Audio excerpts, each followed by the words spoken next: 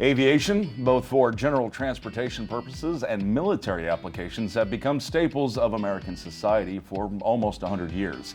It's incredible to think about when aircraft seem to be overhead almost constantly, delivering our mail, our friends, and everything else. Yeah, and since the earliest days of World War II, the Civil Air Patrol began a vigilant commitment to serve America. Not only does their public service support the military, but the comfort and support they provide in times of need and disaster, well, that's immeasurable. And we're here with Lieutenant Colonel Thomas Pizzetti, the squadron commander of Civil Air Patrol of Salisbury, as well as Lieutenant Colonel Archie DeJesus, the squadron commander of the Civil Air Patrol in Easton. Gentlemen, thank you for being here this afternoon. Thank you. So for those who are unfamiliar, what is the Civil Air Patrol?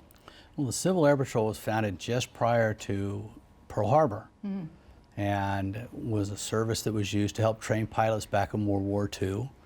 And also the Civil Air Patrol during that time patrolled the coast from Maine all the way down to Texas looking for U-boats, and actually was credited for sinking 2 during the war. Oh, wow.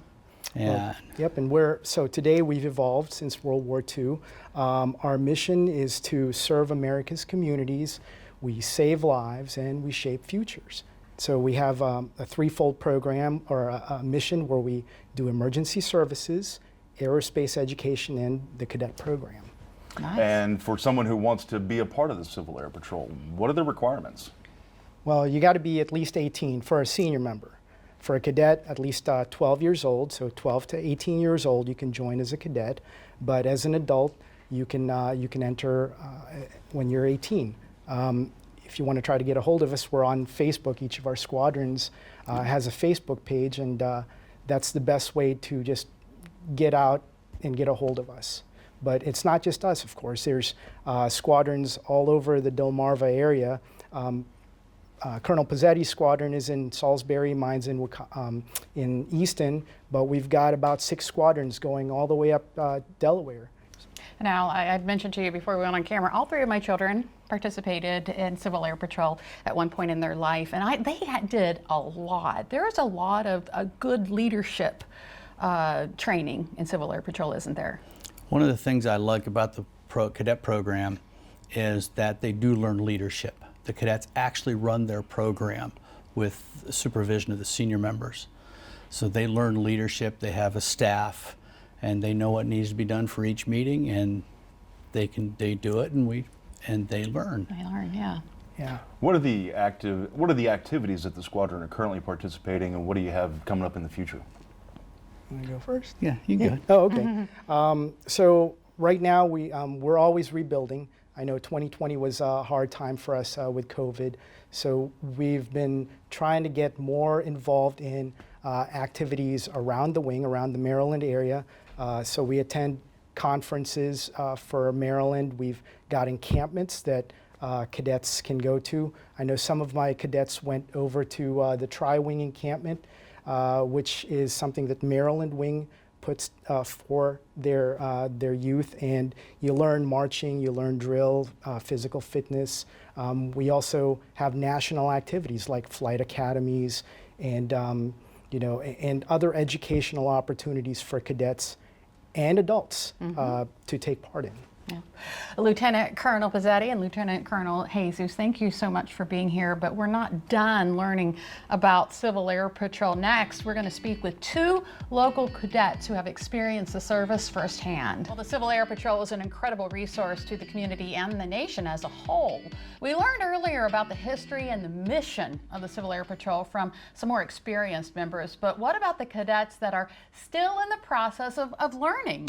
A different perspective, but a unified purpose. We are pleased to be joined by Cadet Lieutenant Colonel James Turner, as well as Cadet Second Lieutenant Emma Hartman, both with the Civil Air Patrol. Thank you guys for being with us. Thank you for having us. Now, why did you join the Civil Air Patrol?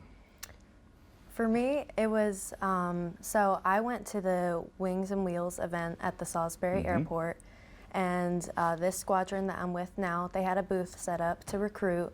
And my dad and I checked it out. We talked to some of the cadets and the senior members.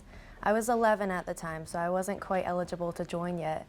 But I went a couple months later and checked out my first meeting, and I ended up joining right when I turned 12, and here I am almost 4 years later. I instantly fell in love with the drill and the leadership experience you get and the personal improvement, and I especially fell in love with the community of it. You become a team, and it's just such a great community to be a part of. Wow. And for me, it was a friend of mine. We met in a homeschool group, and he told me this program that he was in. So he said he would see me there, and I kind of felt obligated to go with him. And I showed up, and next thing I know is they put me in a uniform, and I learned how to march. And the incredible thing is I didn't ever realize how much the leadership came into play. Because, I mean, I'm one of the younger siblings in my family, so I may not have had a ton of experience in it. And they gave me the opportunity to work my way up to the top, and I achieved cadet commander through the Civil Air Patrol. So I got to be in command of the squadron for a year. And I went through O-rides, both powered and non-powered, and they had me hooked there. Oh, wow, yeah. Okay, so tell me about some of the other opportunities you've had because of Civil Air Patrol. I guess I'll take this one first. I went through a tri-wing encampment as Colonel DeJesus and Colonel Pizzetti were just talking about. Yep. It's a week-long event. They took us rappelling on their wall. We actually got rides in a Chinook. It's a helicopter that the military uses. And not to mention the leadership opportunities that they taught us, and just went through drill. We have COSs, which are cadet officer schools. I took an RCLS, which is a regional cadet leadership school, to get up to the rank that I am now. Wow. How about you? So I'm yet to go to encampment, but I did over the time of COVID, they did an online NCOS, which is for non-commissioned officers. So I did that online. It was a 2-day course. We hopped on a Zoom, we did that. And we really just learned how to give our squadron the best of our abilities and how to become a leader. It really kicks off your leading once you get to that position. And there are also O-rides. We do O-rides. Like he said, he's done them all. I've only done one so far, but it's with powered and non-powered aircraft. And you get 5 O-rides for each. Wow. So, yeah. What's something that you would tell somebody else to recruit them into Civil Air Patrol?